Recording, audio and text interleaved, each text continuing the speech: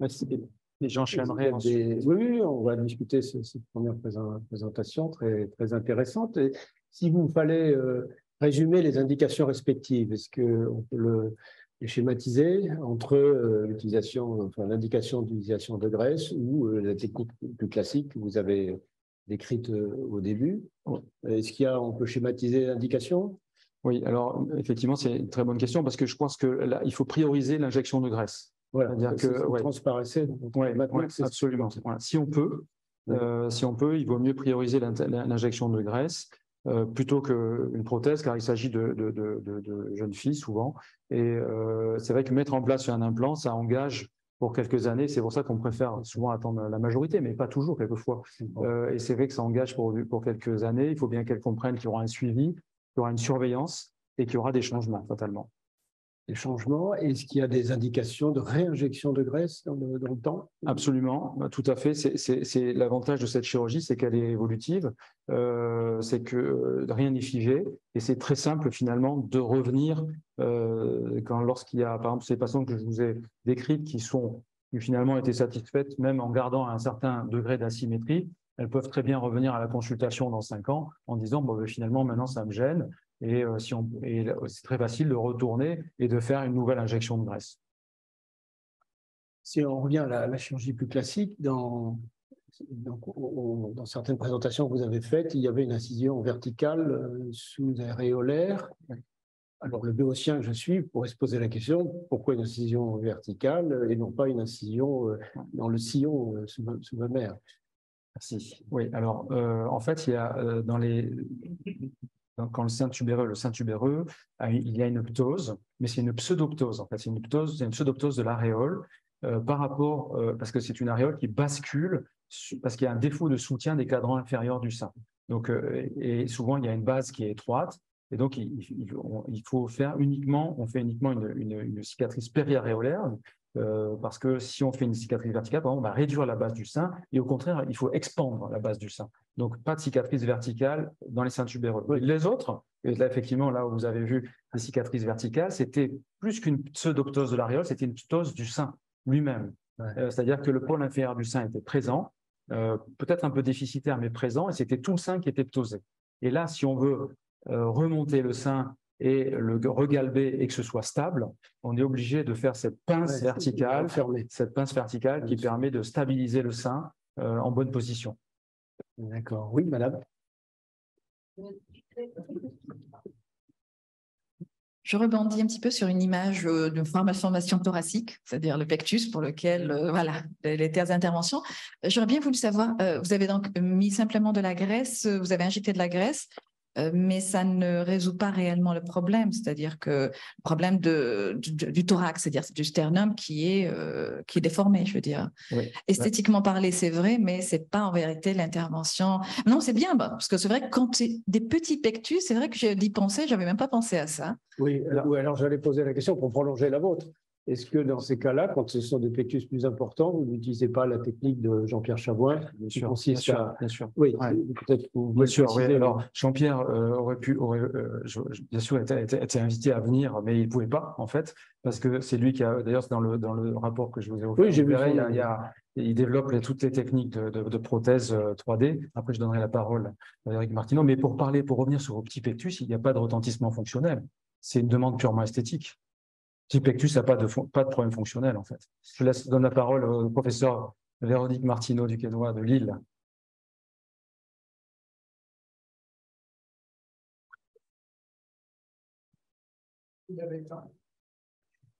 Je me permets de vous répondre, madame, sur le pectus excavatum. En fait, il est dans l'extrême majeure partie des cas asymptomatique, comme le prouvent les épreuves fonctionnelles, cardiaques et respiratoires.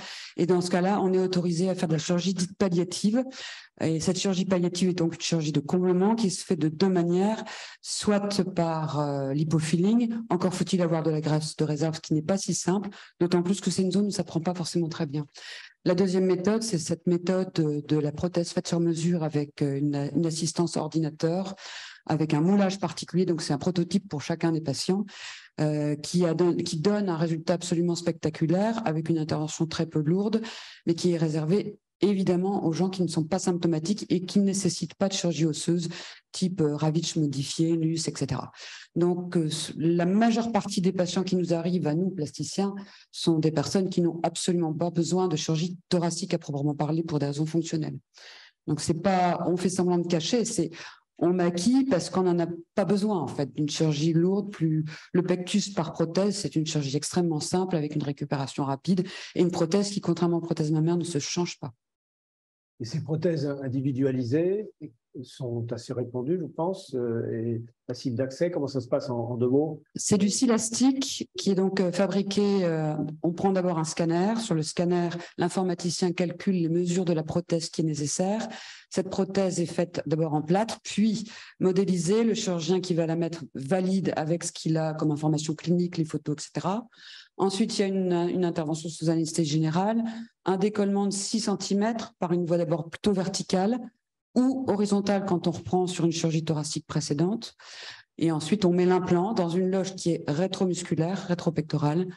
L'hospitalisation de 48 heures, parfois 3 jours, 2 mois sans sport. Et c'est un fabricant spécifique? En France, c'est Jean-Pierre Chavoin de Toulouse qui a mis ça au point. Et il fait ça avec Anatomic Modeling, qui est le concepteur informatique. Et c'est fabriqué par la société française Sebin, avec en plus un intermédiaire complémentaire. Oui.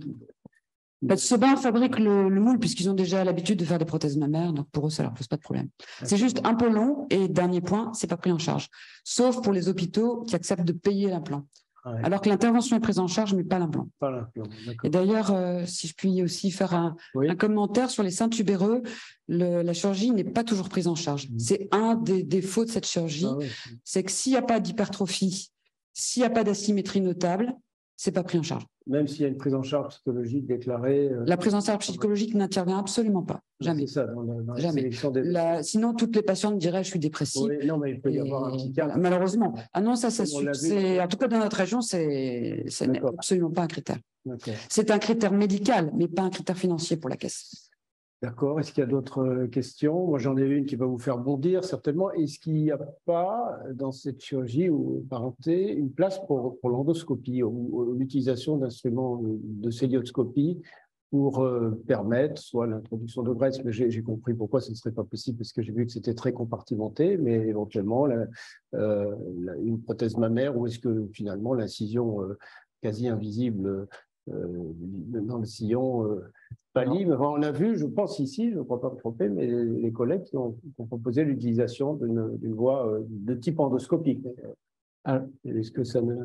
Alors, l'endoscopie, elle est pratiquée en chirurgie du sein pour les mastectomies prophylactiques. Oui. Donc ça, c'est plutôt assez ponctuel et ça se fait dans quelques centres, mais c'est plus de l'ordre de la performance chirurgicale que d'un intérêt absolument crucial. Mais en tout cas, dans notre spécialité, on pourrait l'imaginer éventuellement pour faire ce lambeau glandulaire postérieur, en fait, cette incision radiaire, mais il faudrait quand même faire un décollement pour aller retrouver un néosillon sous-mammaire. Donc pourquoi pas, mais comme il y a souvent une procidence aréolaire à traiter en même temps, je ne pense pas. D'accord.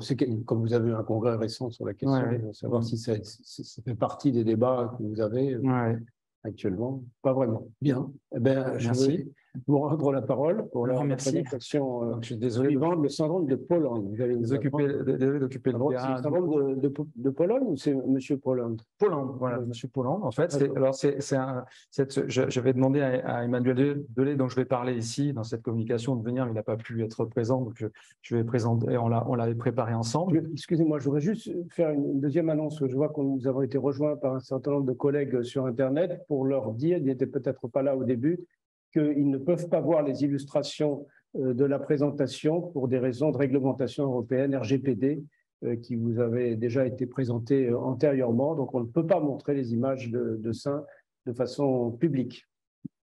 Je vous rends la parole, excusez-moi. Merci. Oui, donc je vais donc aborder cette particularité, qui est une malformation thoraco-mammaire, qui est le syndrome de Poland. Alors, le syndrome de Poland, c'est une malformation congénitale assez rare, qui associe à des degrés divers des anomalies thoraciques des anomalies thoraciques et du membre supérieur homolatéral. Le plus souvent, ce sont des syndactylies. La caractéristique de ce syndrome était l'agénésie des faisceaux sternocostaux du muscle pectoralis major, avec une agénésie mammaire très souvent associée. Donc, son étiologie reste inconnue, encore discutée. Il pourrait s'agir d'une anomalie vasculaire au moment de la vie fœtale par hypoperfusion des éléments musculo-squelettiques, mais là aussi, aucune certitude. Ce syndrome est de diagnostic essentiellement clinique et c'est la manœuvre d'adduction contrariée qui va mettre en évidence l'absence de muscle pectoralis major et avec très souvent cette asymétrie mammaire et cette agénésie mammaire du côté de la malformation. Donc là aussi, le syndrome de Poland a été classifié avec un grade 1 qui est l'hypoplasie du muscle pectoral. Deuxième degré, c'est l'absence de la portion sternocostale du muscle pectoralis major. Le grade 3, c'est l'absence totale du grand pectoral ou des deux muscles pectoraux. Et le quatrième degré associe une anomalie musculo-squelettique, que ce soit le sternum ou les côtes. Donc, les principes du traitement du syndrome de Poland, ça sera de compenser la déformation osseuse et l'absence de muscle pectoral. Ça concerne autant les hommes que les femmes, puisque ce syndrome atteint autant les hommes que les femmes. Et chez les femmes, il faudra prévoir de compenser l'éventuel déficit du volume du sein. Donc, nous avons un arsenal technique pour cela. Jusqu'à il y a quelques années, le principe du traitement, c'était essentiellement les transferts musculaires du muscle grand dorsal qui était transféré dans la région thoracique pour remplacer le muscle pectoral. Et on y associait souvent une prothèse, soit une prothèse fixe thoracique ou une prothèse même du sein quand c'était nécessaire. Mais maintenant, en fait, l'autogreffe adipeuse, et je vais vous l'exposer, a révolutionné le traitement et a permis finalement de régler la quasi-totalité des problèmes. Voilà ce cas que nous avions opéré à l'époque au CHU à Tours en 1994. Voilà comment on traitait les syndromes Poland. C'était un lambeau de muscle thoracique, un lambeau du muscle grand dorsal, pardon, associé à une prothèse thoracique par-dessus laquelle on implantait une prothèse mammaire pour avoir un résultat à peu près harmonieux. Bon, tout ça, en fait, c'est un peu d'histoire ancienne parce que la greffe adipositaire, la greffe adipeuse, en fait, ou l'hypomodelage a révolutionné la prise en charge de cette déformation. Donc, c'est une technique un peu 3 en 1 qui permet de compenser la déformation squelettique, le déficit musculaire et l'hypoplasie mammaire. Donc, comme je vous le disais tout à l'heure, c'est le Dr Sidney Coleman qui est venu en France nous expliquer comment il fallait faire pour que ça marche. Et chez nous en France, c'est Emmanuel Delay qui a été un des pionniers français, qui avec plusieurs publications qui ont fait date sur donc le traitement de ces malformations par l'hypomodelage. Et voilà donc ce cas que m'a envoyé Emmanuel Delay, son premier cas finalement de prise en charge d'un syndrome de Poland. Et vous voyez cette atteinte gravissime en fait de cette jeune fille de 11 ans qui avait un syndrome de Poland sévère avec une malformation thoraco-mammaire et une malformation du membre supérieur homolatéral. Donc elle avait une aplasie mammaire totale, une agénésie des deux muscles pectoraux, pas de grand dorsal aussi, donc vraiment un grade vraiment évolué, et absence de fusion des deux arcs costaux antérieurs. Donc, cette patiente a été opérée finalement par uniquement l'hypomodelage isolé. Elle a eu plusieurs séances en fait. Elle a eu 5 séances parce qu'en fait, on ne peut pas, ça c'est un détail que j'ai oublié de vous dire, c'est que quand on envisage ce traitement par greffe adipocytaire, on ne peut pas mettre une grosse quantité de graisse d'un coup. Parce que si on sature la région en graisse, en fait, il va y avoir un effet compressif qui va faire que la vascularisation ne va pas se faire et la graisse ne va pas être revascularisée et ça sera un échec total de la technique.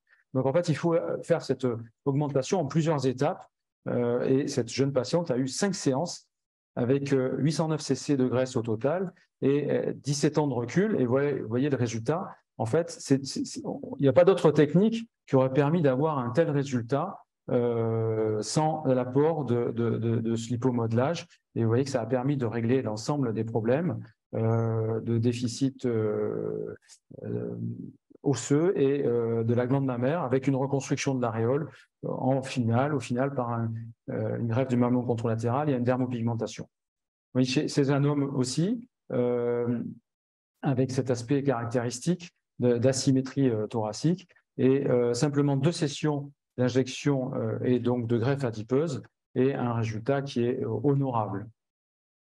Voici encore un cas où il y a eu 3 sessions d'injection de graisse qui a permis de rattraper finalement le déficit de volume du musculaire et le déficit du volume du sein.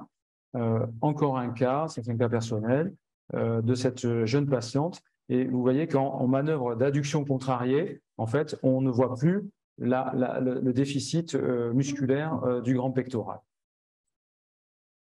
Voilà, encore un cas difficile, qui est un cas d'Emmanuel Delay à nouveau, et avec cette anomalie thoracique associée. Et là, il y a eu une combinaison de techniques avec l'utilisation, malgré tout, d'un lambeau du grand dorsal qui permet quand même d'amener une masse tissulaire musculaire assez importante et qui permet en même temps, qui est à la fois aussi une lame porte-greffe, puisque en fait, dans ce muscle, on va pouvoir y injecter de la graisse. Et comme le muscle est lui-même très bien vascularisé, la greffe adipocytaire va marcher encore mieux. Et voilà ce résultat, vous voyez, parce que le sein contralatéral était finalement d'un volume assez important. Et donc, le challenge était important pour retrouver une symétrie correcte. Et pour finir, un cas secondaire, oui, c'est une jeune fille qui avait été opérée dans notre établissement d'un syndrome de Paulan. Et on lui avait fait simplement un lambeau de grand dorsal, un transfert de grand dorsal et une prothèse. Et bon, elle avait ce résultat-là qui n'était pas très, très satisfaisant. Et donc, c'est une patiente que j'ai été amené à reprendre avec une technique très particulière. Là, vous voyez, c'est ni une verticale ni une périaréolaire. Cette technique avait été décrite par Dufront-Mantel. Et elle avait l'inconvénient d'entraîner une médialisation de l'aréole, mais là, c'était plutôt utile puisque ça a permis de remettre son aréole sur l'axe du sein. Et avec une petite prothèse contralatérale, ça a permis de retrouver un équilibre correct, on va dire. C'est bien sûr pas parfait, loin de là, mais ça a été correct et en tout cas satisfaisant pour la patiente. Voilà, donc en fait, en conclusion, vous avez pu voir l'efficacité remarquable du lipomodelage qui a été le progrès de ces 20 dernières années. Ça a transformé les résultats standards des reconstructions mammaires et particulièrement du syndrome de Paulan. Et ça a apporté des solutions thérapeutiques à des situations où on n'avait pas vraiment de traitement adapté, notamment les syndromes de Paulan sévères. Voilà, je vous remercie de votre attention. Merci. Très intéressant. Bon, vous m'avez fait découvrir ce syndrome que je ne connaissais pas. Peut-être l'avez-vous dit, ça m'a échappé, la fréquence ou l'incidence de... Alors, je ne sais plus, par exemple, peut-être Véronique, tu la connais c'est une malformation rare. Hein. C'est très rare, je pense. C'est rare, oui. Ouais. D'accord. Très bien. Oui.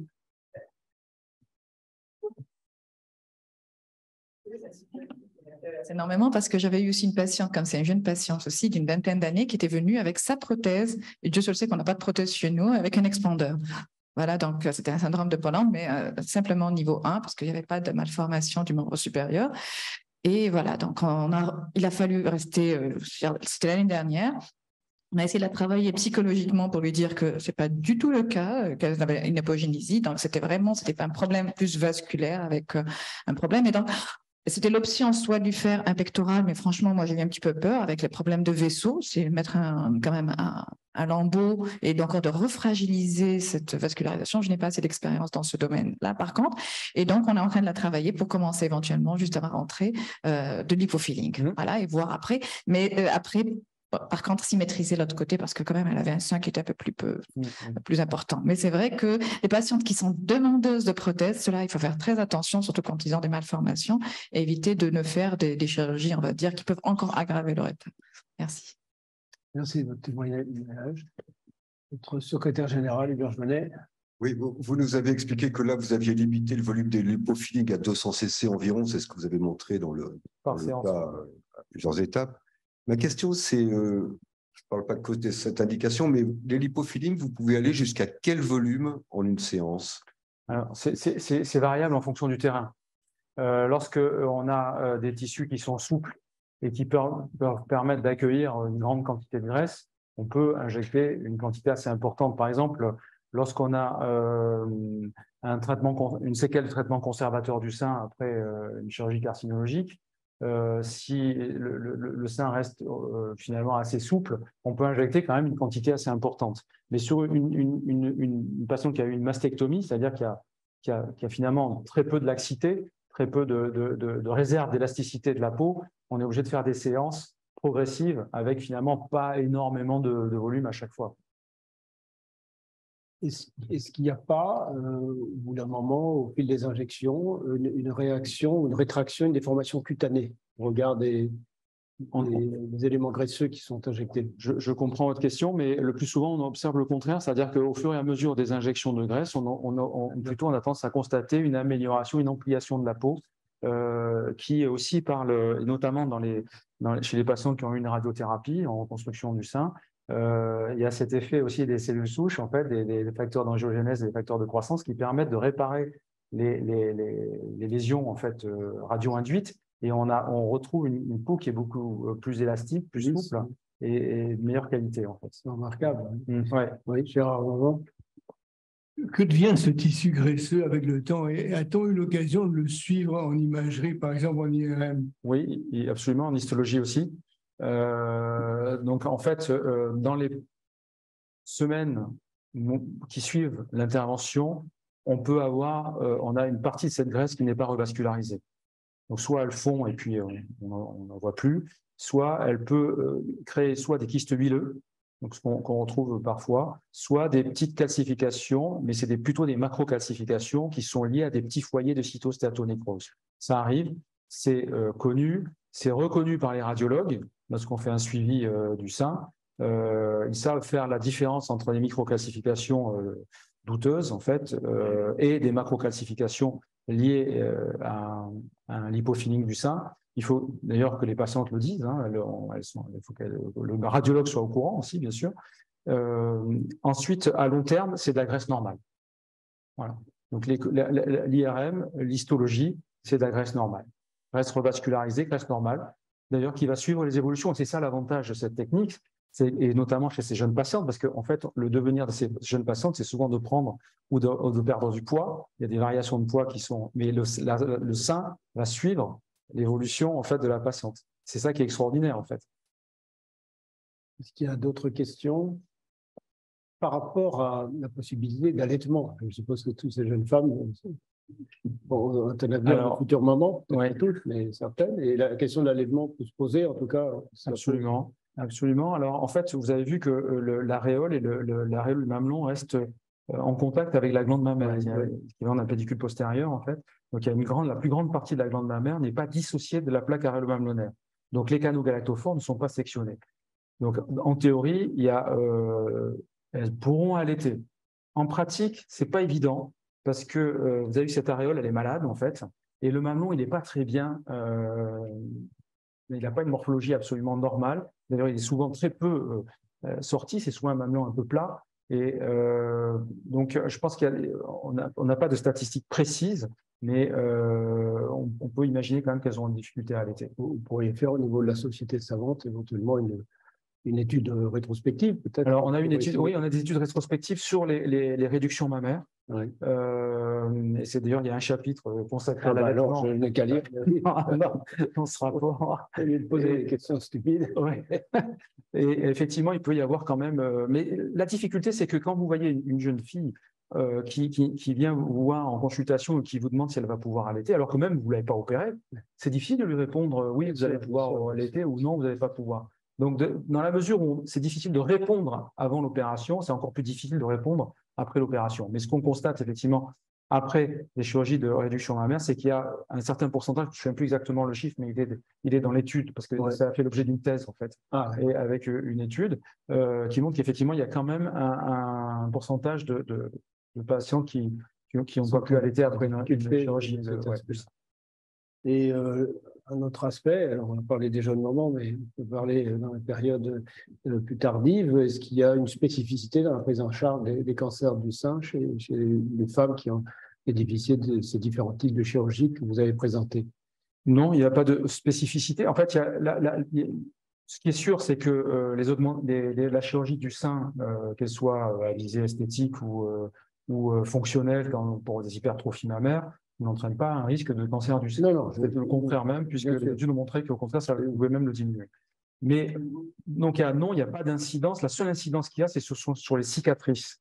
C'est-à-dire qu'en fait, lorsqu'il y a eu une mammoplastie de réduction, moi, ça m'est arrivé de prendre en charge des femmes qui avaient un cancer du sein, qui avaient eu un antécédent de mammoplastie de réduction et qui avaient cette cicatrice périaréolaire et d'encre de marine.